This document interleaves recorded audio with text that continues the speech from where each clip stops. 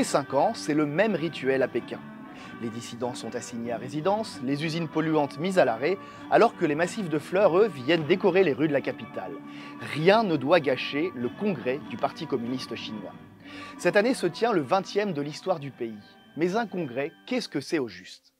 Dans le gigantesque palais du peuple, 2300 délégués, en majorité des hommes, au style très formel, se réunissent en conclave. Ils viennent de tout le pays et ont été nommés par les différentes organisations du parti pour représenter ses 97 millions de membres. Le congrès, qui dure environ une semaine, doit renouveler les plus hautes instances du pouvoir chinois.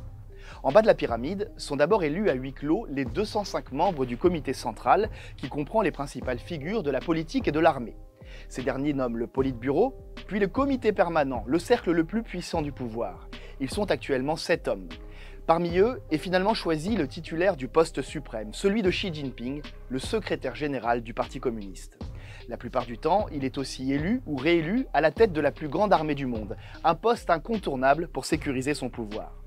Alors, faut-il s'attendre à des débats enflammés lors de ce congrès? La réponse est non. En réalité, le choix des dirigeants, c'est le résultat de tractations intenses qui ont commencé bien avant, en coulisses, entre les différentes factions du parti. Cette grand-messe peut certes permettre des négociations de dernière minute pour tel ou tel poste, mais elle sert surtout de chambre d'enregistrement. L'essentiel est d'obtenir à la fin une belle unanimité avant d'écouter l'international qui marque la fin du congrès.